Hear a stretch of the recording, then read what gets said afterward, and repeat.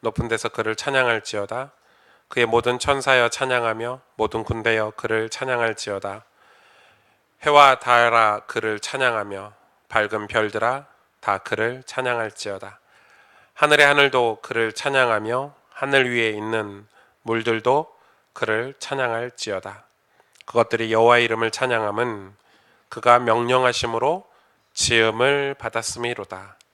그가 또 그것들을 영원히 세우시고 패하지 못할 명령을 정하셨도다. 너희 용들과 바다여 땅에서 여호와를 찬양하라. 불과 우박과 눈과 안개와 그의 말씀을 따르는 광풍이며 산들과 모든 작은 산과 과수와 모든 백향목이며 짐승과 모든 가축과 기는 것과 나는 새며 세상의 왕들과 모든 백성들과 고관들과 땅의 모든 재판관들이며 총각과 처녀와 노인과 아이들아 여호와의 이름을 찬양할지어다. 그의 이름이 홀로 높으시며 그의 영광이 땅과 하늘 위에 뛰어나심이로다.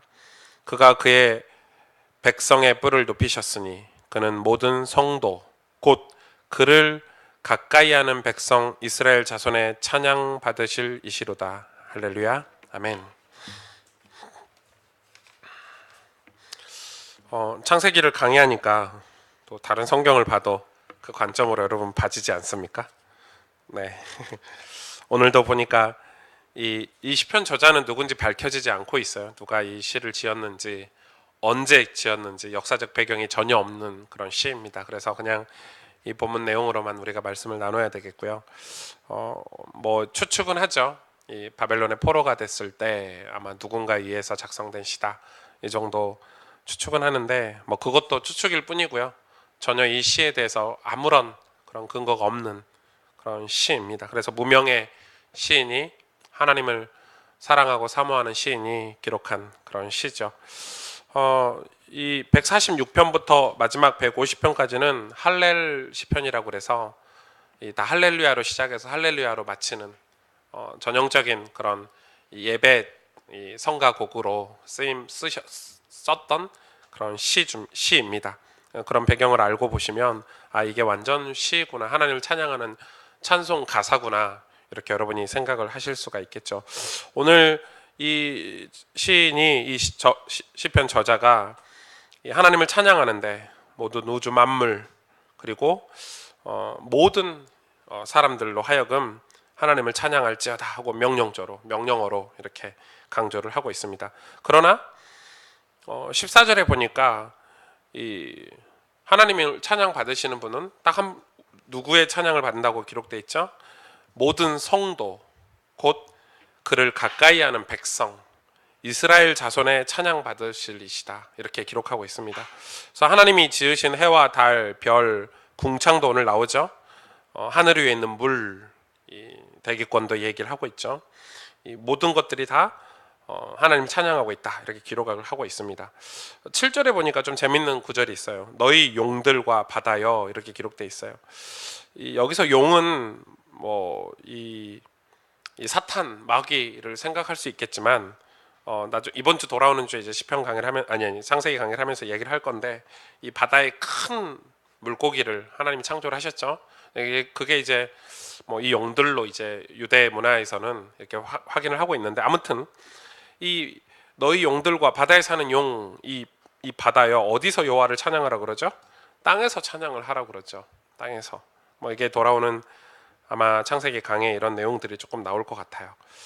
하나님 말씀을 따르는 광풍이여 하나님을 찬양할지어다, 이렇게 얘기를 하고 있습니다. 하나님이 세상을 창조를 하셨는데 얼마나 오묘하고 얼마나 정확하게 창조를 하셨는지 모릅니다. 우리는 이 흙에서 나오는 그 작은 미생물들, 벌레들 보면 막 징그럽고 저런 것들을 왜 창조하셨을까 이렇게 생각을 하지만, 그런 미생물들, 그런 벌레들이 없으면 큰 먹이사슬이 깨져서 모든 동물들이 다 죽게 됩니다.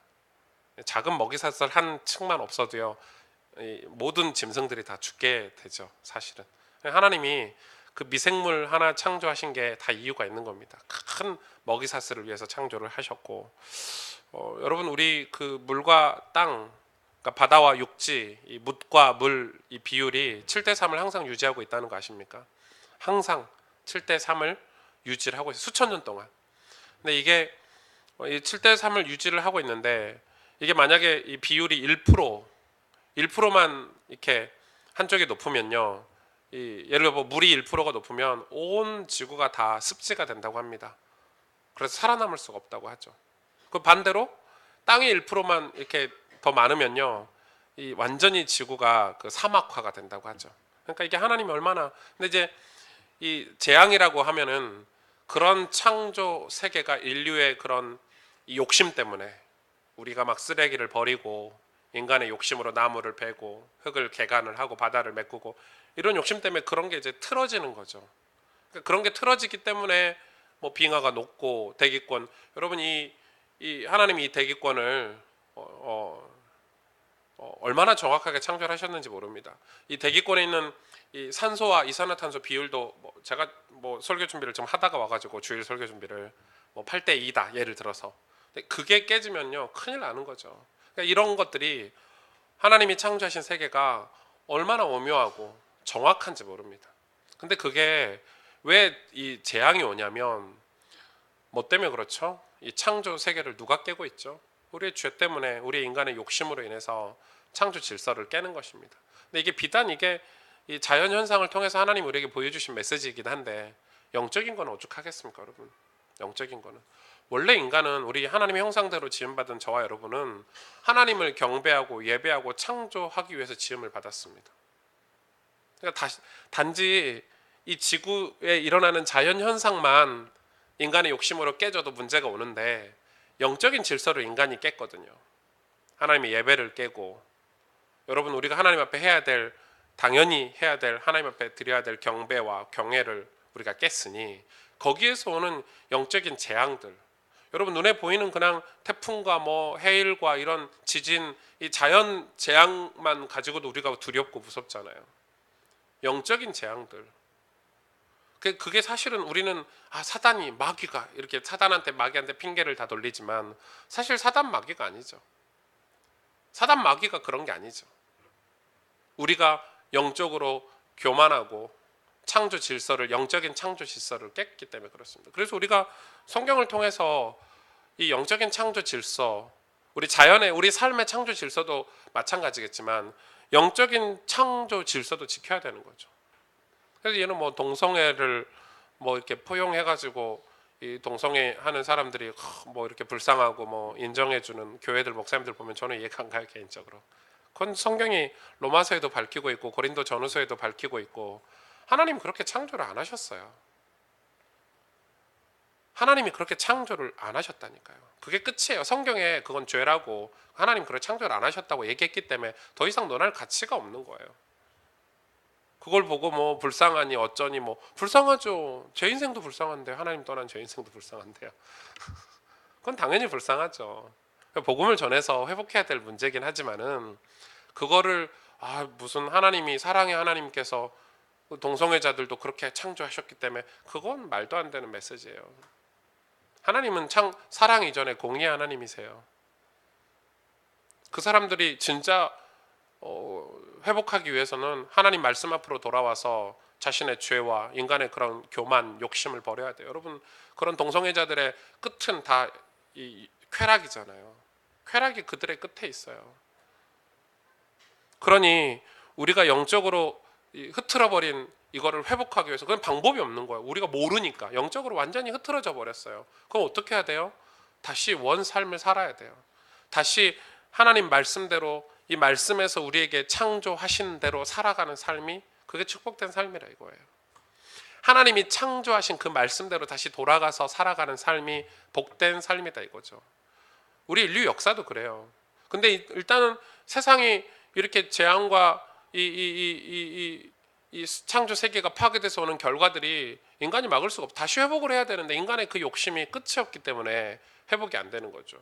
인간에게 오는 질병은요, 질병도 마찬가지 아닙니까? 질병도 인간의 욕심으로 인해서 오는 질병들이죠. 과하게 먹고 먹지 말라 하는 걸 먹고, 그쵸? 게으름과 쾌락, 탐욕 이런 것들 때문에 다 질병들이 오는 거잖아요. 그래 끊임없이 병원을 가고 끊임없이 치료를 받지만 끊임없이 새로운 이 질병들이 생기는 것은 우리가 다시 하나님 앞에서 우리의 모든 육신적인 삶들도 돌이켰을 때 정상적인 삶을 살 때 건강도 회복이 되는 거죠. 마찬가지죠. 영적인 거는. 그래서 영적으로 회복이 된다 이 말은 우리가 하나님의 나라로 회복이 된다면 단지 너 오늘 예수님 영접했어? 너 오늘 구원받았으니까 너 이제부터 하나님 축복하실 거야. 맞아요. 맞습니다. 그 말이 틀린 말 아니지만 그러나 하나님의 축복은 이미 정해져 있어요. 그게 공의예요. 하나님이 축복 주실 사람은 이미 하나님이 이렇게 살 때 축복을 주겠다라고 하나님이 성경에 말씀을 통해서 길을 제시해 주셨어요. 그걸 우리가 배워야 되는 거예요. 배우고 우리가 그걸로 변화되고 회개하고 돌이켜서 그래서 우리가 이런 삶이구나. 하나님이 원하시는 삶은 이런 삶이구나라고 교육을 받아야 되는 거예요. 교육을. 그게 받아야 되는 거예요. 제가 이 광주에서 청소년 사역을 할 때 이 청소년 교도소 있죠. 이쪽에 연결이 돼서 이제 거기 사역을 제가 한참 현장을 뛸 때죠. 한참 현장을 뛸 때. 한 4, 5년을 줄기차 현장을 뛸 때인데 거기 이제 이 청소년 법원에서 이 아이들을 이제 빨간 줄이 그이니까 뭐 이렇게 선도하는 개념에서 이제 이런 저같이 이제 청소년 사역하시는 뭐 전도사님들이나 이런 사람들을 불러가지고 이 아이들에게 기회를 주는 거죠. 그때 만난 친구가 있는데 이 친구가 어떤 신문사 제가 정확히 기억은 안 나요. 이 동아일보인지 조선일보인지 기억이 안 나는데 하여튼 그 신문사에서 잠을 자요. 그리고 얘는 신문을 돌리고 그 신문사 사장님이 이 아이를 불쌍히 여겨서 챙긴 거죠. 제가 이제 그 아이를 만났는데 전 기억에 저희 교회도 몇 번 예배를 나왔거든요. 이 친구가 이 남의 물건을 훔치고 몇 번 이렇게 절도를 해가지고 몇 번 이렇게 갔는데 제가 그걸 몇 번 따라갔어요. 근데 이제 짠하긴 해요. 왜 짠하냐면 할머니 밑에서 컸어요. 어렸을 때 엄마가 이 아이를 버리고 가출을 했어요. 그리고 돌아오지 않았어요. 아빠는 알코올 중독이에요. 그래서 아빠도 뭐 알코올 중독이니까 결국 그 할머니 밑에서 이렇게 큰 아이들, 보통 그런 아이들이 조금 어렵잖아요. 결국 학교를 못 가고 그래서 이제 그 신문사 사장님께서 이쁘게 봐주셔가지고 이렇게 하는 친구죠. 제가 그 친구를 거의 한 2년 가까이를 이렇게 만난 것 같아요. 사실은 뭐 제가 복음도 전하고 이렇게 복음 편지도 해주고 막 기도도 해주고 근데 사실 그게 잘 이 친구한테 이해가 안 되는 모양이에요. 그게 제 마음대로 되는 게 아니잖아요. 그래서 나중에는 이 친구 거의 뭐 형 노릇, 아빠 노릇, 밥 사 먹이고 옷 사 입히고 뭐 이렇게 했어요. 제 기억에. 그런데 돌아오질 못하더라고요. 결국 더 심한 곳으로 갔거든요. 제가 그게 그때 되게 상처가 많이 됐었어요. 내가 이렇게 노력을 했는데, 내가 이 친구에게 이렇게 사랑을 베풀었는데, 제가 이 친구 때문에 막 새벽에도 가고, 뭐 처음 법 이렇게 하시는 청소년 하시는 그 판사 앞에서 가보기도 하고, 신문사에 가서 자기도 하고, 진짜 그랬던 기억이 지금 이렇게 있는데, 제가 지금 생각하니까 이해가 되는 거예요. 왜냐면 이 친구가 제가 그때 그 이야기를 못 해줬어요. 왜냐면 저는 이 친구를 무조건 사랑했어요. 불쌍하니까. 여러분 너무 불쌍해서 어떻게 할 수가 계속해서 사랑해주고 이 친구가 하는 얘기를 다 들어주고 감싸주고 이렇게 했는데 제가 제 사역이 틀렸다는 걸 알게 됐어요. 왜냐면 저는 이 친구한테 바른 얘기를 해주질 못했어요.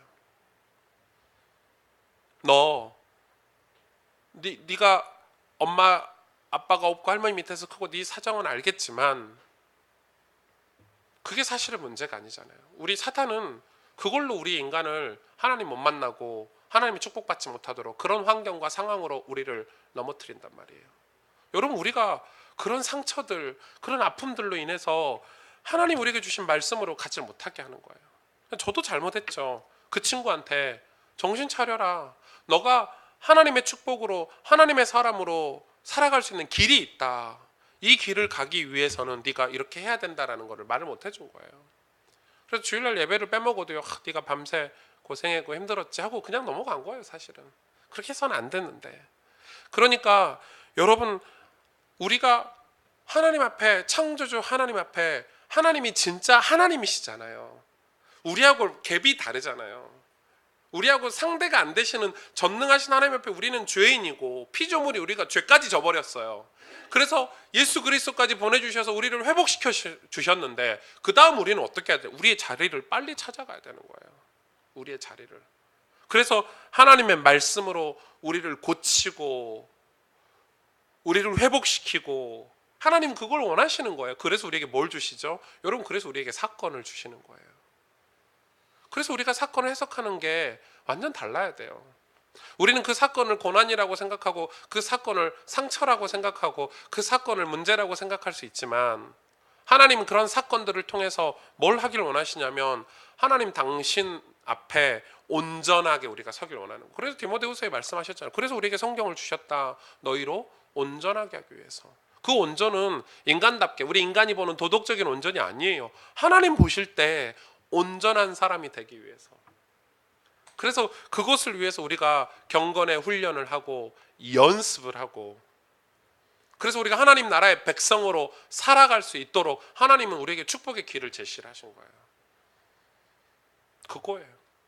왜 창세기를 하나님이 기록하셔서 우리에게 창조 세계를 보여주셨냐? 이게 원래 인간의 모습이라는 거예요.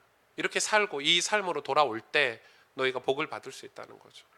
그런데 우리 욕심 때문에, 인간의 교만 때문에, 우리가 가지고 있는 그 끔찍한 죄,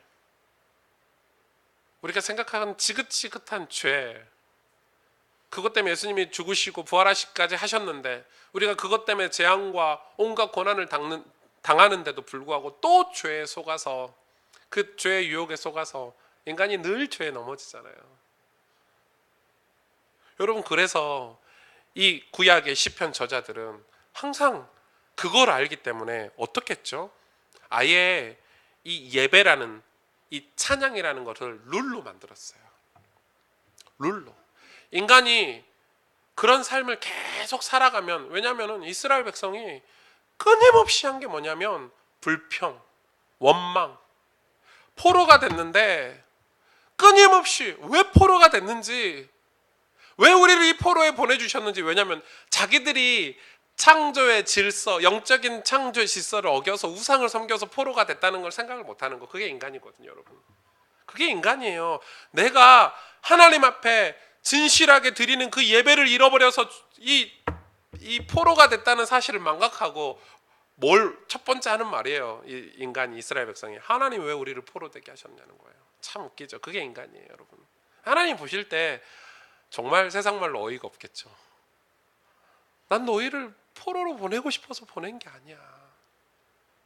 암탉이 제 새끼를 품어보려고 얼마나 노력했는지, 내가 너희를 품어보려고 얼마나 했었는데 너희가 내 품을 떠났지 않느냐. 내가 너희를 사랑하려고 얼마나 했었는데 너희가 내 사랑을 거부했지 않느냐. 그랬는데 그 하나님 사랑, 하나님 품을 떠난 인간에게 당연히 오는 고난들. 여러분, 인간은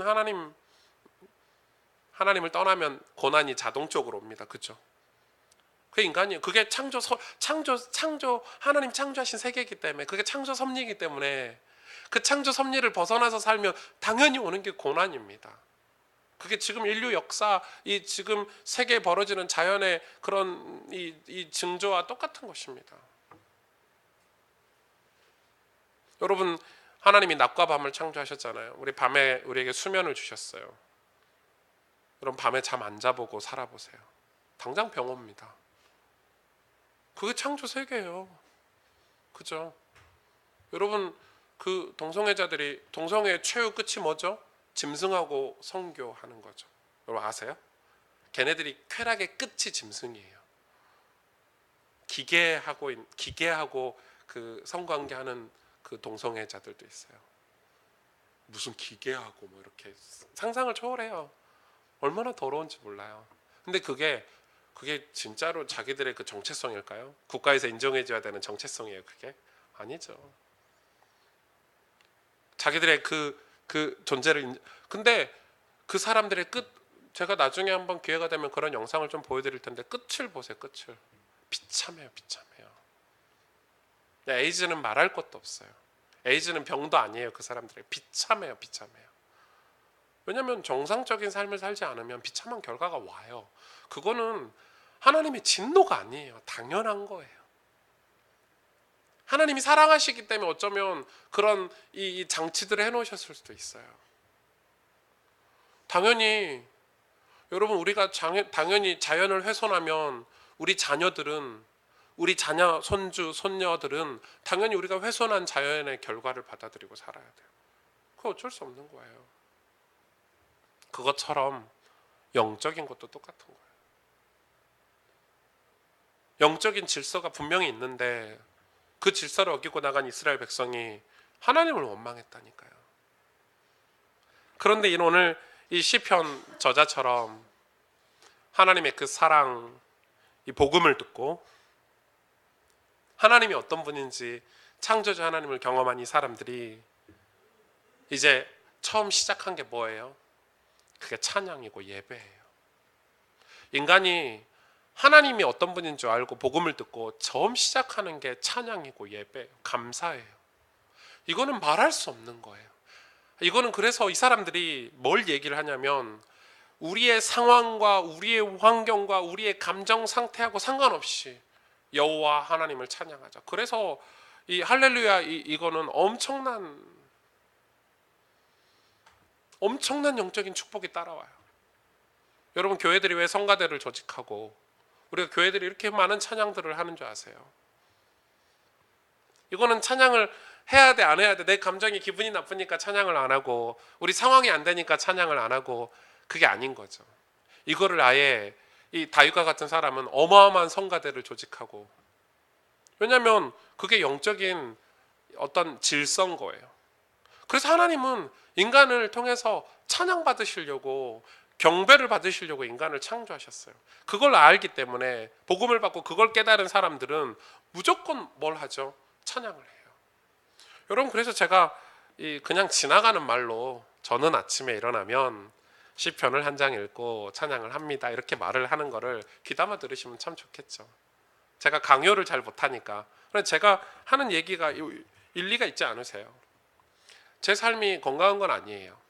저도 죄인이니까 죄를 짓고, 제가 어렸을 때부터 예수를 태어날 때부터 목회자 가정에서 중직자 장로님 가정에서 태어난 게 아니고 불신 가정에서, 어려운 가정에서 살다 보니 그 어렸을 때 가지고 있는 상처나 죄악들이 제 삶에 얼마나 많이 묻어나 있겠어요. 제가 고등학교 때 복음을 받고 예수를 믿고 신앙생활을 하는데 얼마나 많은 몸부림을 쳐서 제 안에 잘못된 각인된 것들, 제 안에 잘못된 심겨진 쓴뿌리들을 걷어내려고 얼마나 애썼겠어요, 여러분. 근데 그 방법이 뭔지 아세요? 제 감정, 제 기분, 제 상황과 상관없이 아침에 일어나면 하나님을 찬양하는 거예요. 무릎 꿇고 찬송을 부르는 거예요. 시편을 읽고 주님을 높이고. 근데 놀라운 것은 제가 아침에 하나님을 찬양하면서 그 기쁨, 감사함으로 하루를 시작하잖아요. 근데 그거에 대한 열매가 있다니까요. 이거는 제가 종교적인 어떤 법칙을 얘기하는 게 아니에요.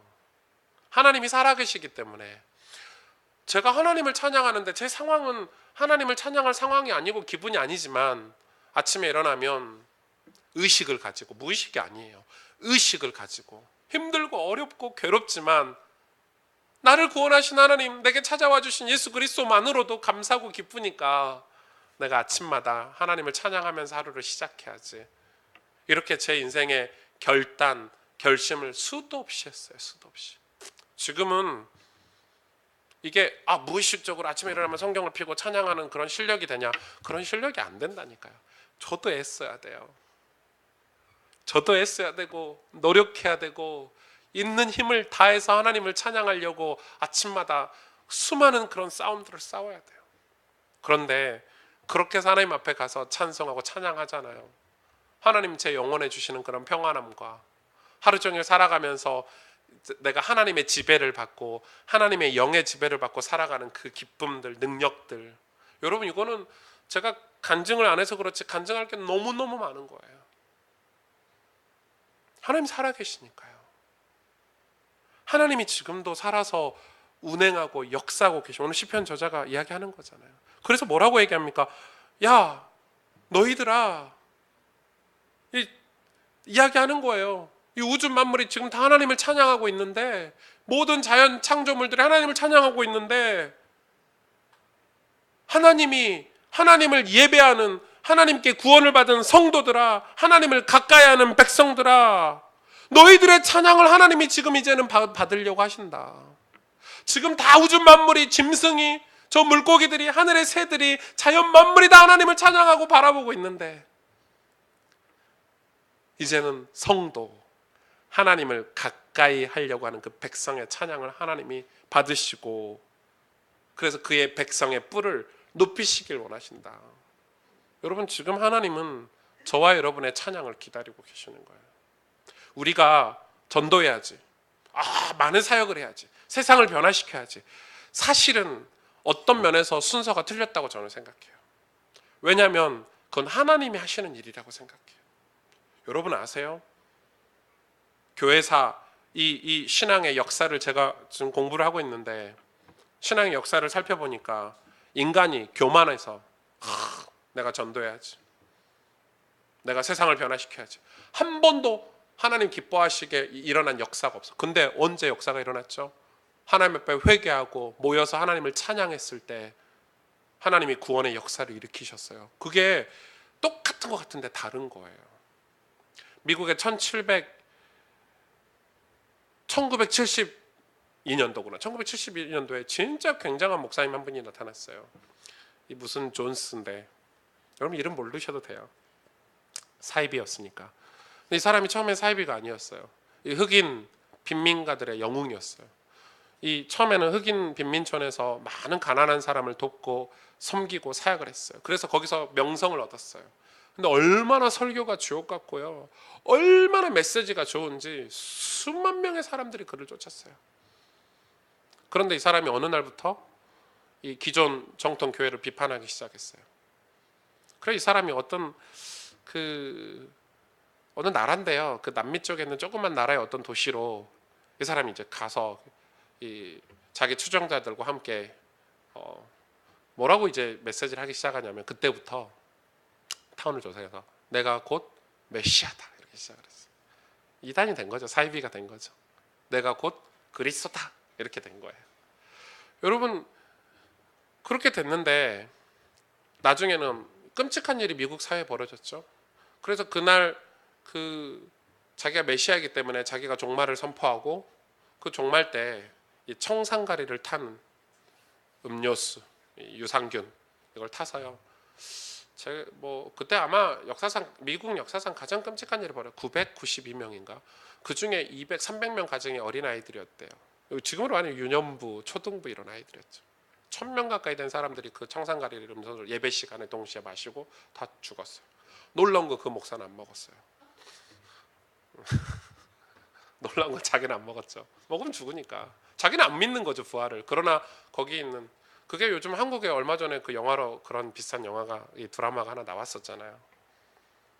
제가 왜 이런 얘기를 합니까? 근데 여러분, 얼마나 우리가 하나님을 놓치고 사는지 아셔야 돼요. 여러분, 목사도 사실 영웅시하면 안 돼요. 하나님과 성도 사이에 목사가 있으면 안 돼요. 목사도 존경받으면 안 된다고 저는 생각해요. 오직 하나님이어야 돼요. 여러분, 오직 하나님이어야 돼요. 우리가 오직 하나님을 높이고 찬양할 때 하나님께서 우리에게 회복의 역사를, 성령께서 역사하시고, 여러분 성령께서 역사해 주옵소서 우리가 기도한다고 역사하십니까? 하나님이? 그럼 우리 생각이죠. 우리 관념인 거예요. 하나님이 축복하시겠지, 우리 생각인 거예요. 그런데 우리의 현실은, 우리의 삶은 사실 실제로는 회복이 안 일어나요. 왜요? 교회를 아무리 다니고, 아무리 교회 가서 봉사를 많이 하고 직분을 많이 가지고 사역을 많이 해도 아무런 변화가 안 일어나요. 왜냐하면 하나님은 속지 않으시는 영이시기 때문에. 우리가 진실하게 하나님을 사랑하고 하나님을 찬양할 때, 우리의 인생의 모든 방향이 하나님을 향할 때 하나님이 그때부터 역사하시는 거예요. 그건 창조 섭리예요. 영적인 세계의 창조 섭리예요. 여러분, 그걸 우리가 성경을 통해서 예배 시간마다 말씀을 통해서 공부하고 배워서 우리가 온전한 사람이 될 때, 하나님 앞에. 그때 오는 축복은요, 말로 다 할 수 없어요. 그래서 그 축복을 이 성경에 있는 인물들은 응답이라 하지 않고, 성경에 응답이란 단어가 없어요, 여러분. 다 뭐라고 고백합니까? 감사라 하고, 찬송이라 하고, 평안이라 하고, 평강이라 하고, 은혜라고 하잖아요. 여러분, 우리가 응답하지 성경에 응답이란 단어가 있습니까? 없습니다, 여러분. 그들이 받았던, 하나님께 받았던 그 기쁨은요, 다 은혜라, 감사라, 찬송이라, 하나님 앞에 어쩔 줄 모르는 거예요.